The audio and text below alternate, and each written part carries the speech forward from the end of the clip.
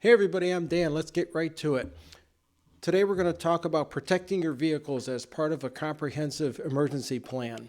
Hope Force International put together a 10-point ultimate hurricane guide.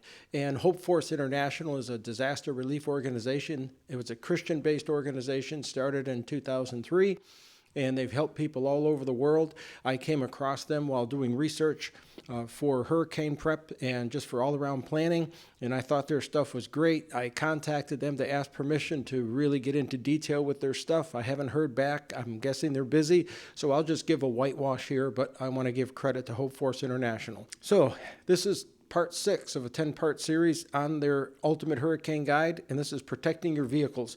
Vehicles are very important. Most of us use vehicles every day in our lives for commuting, shopping, vacationing, just pulling your boat around, doing whatever you want to do. In an emergency, a car can become a very good thing to have, and it can be a big liability if you don't take care of it. They can even serve as a temporary shelter, as Hope Force International says here in their part 6 here, Protecting Your Vehicles Guide.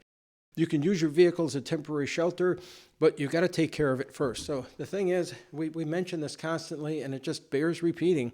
Keep your vehicle fueled up. Keep the oil fresh. Keep the tires fresh. Keep the brakes fresh. Keep it in good repair. If you take care of the car can take care of you. Don't drive into flooded areas. Don't take crazy risks with the car. Just take care of that car and it'll take care of you. Now, if you happen to be evacuating down the road, it's so important to have gas in your vehicle, because if you get into a traffic jam, let's say it's really hot and you're in southern Texas or something near the coast and you have to evacuate and you run out of gas, your car basically turned into an easy bake oven.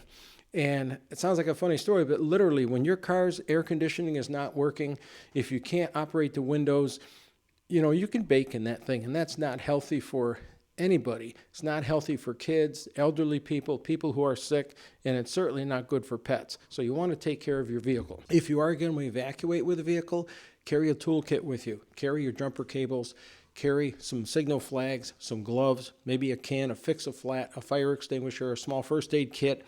Use what you need, maybe a tow strap so that somebody can pull you out or you can pull somebody out. Have a couple shackles with that as well. But before the storm hits, if you're going to have a car, park it somewhere safe. If you've got a garage, take care of your garage. Our garage can fit our 2 vehicles comfortably. We just have to move a couple things around to make that happen, but that's what we do. If you have to do that sort of thing, hey, if you've got a garage jam full of stuff, maybe consider going through your stuff and turn your garage into a safe haven. So you've got to take care of that vehicle. And you want to make sure you secure it from the elements. If you're parking outside, try to find a safe place. You may not want to park it under a big tree. You don't want to park it where it's going to get flooded. If you need to, put a protective cover over the car, if you're allowed to do that, depending on what a community you live in. I've seen people use duct tape and cardboard, put it on the windows of their old vehicles just to keep debris from smashing the windows. It's ugly as heck, but it worked, so good for them. Now, for secure parking, it's always important. Park somewhere high, dry, away from falling hazards. If a vehicle's outside, like say you live in an apartment and you only have either a carport or just outdoor parking, just again, if you can, try to find a space that you think will be safe from the storm. It's really tough when you have a vehicle outside, but you just do the best you can. Definitely fill the gas tank in case you need it. Again, I can say that, you've heard that for years, but it just bears repeating. Having your emergency supplies in the car, like I talked about, is a good thing.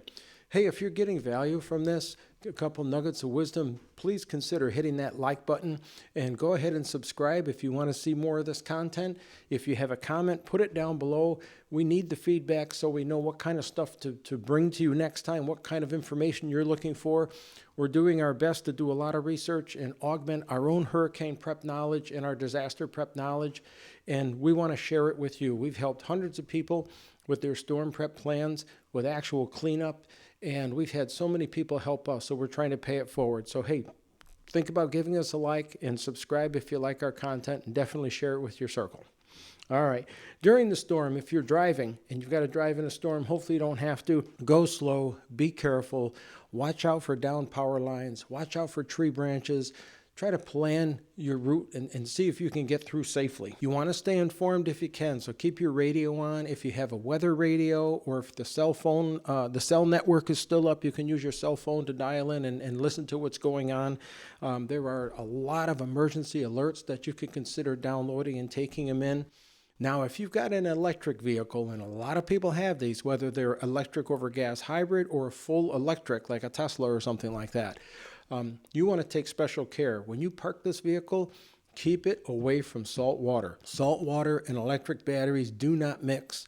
They can cause fires, and once a fire starts in an electric vehicle, it's very difficult to extinguish. So if you have an electric vehicle and you think you're gonna go through water, you're gonna have some water damage, don't park it in your house. Let that thing dry out and get it checked out. But during a storm, again, the same principles apply. Park it high, park it dry. You got to keep it away from the water. And you definitely don't want to charge it until you get it checked out, if you can do that. But if you have to charge the vehicle to get it somewhere, try to charge it outside, because if something shorts or happens because of flooding, you could burn your house down, and you don't want that. After a storm, you'll want to inspect your vehicle. Did you drive through any mud, any water? Is there anything hung up underneath on the exhaust system, hanging off the shocks or springs or whatever on your vehicle? How's your exhaust pipe? Do you have flooded roads that you drove through? It's so important to check that out. Dry your car out if you did that sort of thing, and if it's electric, you might want to get it checked out. These are just basic things Hope Force International talks about. I added a few of my own things to the mix. Look, the idea is we want you to be informed. We want you to be safe. We appreciate you being here. Again, please consider liking and subscribing. If you enjoy the content, definitely share it with people. We'll see you on another Wednesday. On Wednesdays, we're putting together these videos. There's not a lot of stuff on the screen. It's mostly me talking. The idea is you can listen to this stuff and pick up the knowledge while you're driving to work. Depending on your job, you could listen to it at work. Me, I'm in the garage. I put on YouTube videos all the time when I'm working. I'm always picking up knowledge. And if you're cooking or with the kids or something, you can have it playing in the background. So we just want to make it so you can go through these. You can go through this 10-point hurricane plan in a couple hours and pick up a lot of information. And we hope you consider doing that. Again, we'll see you on another Wednesday. Take care and be safe.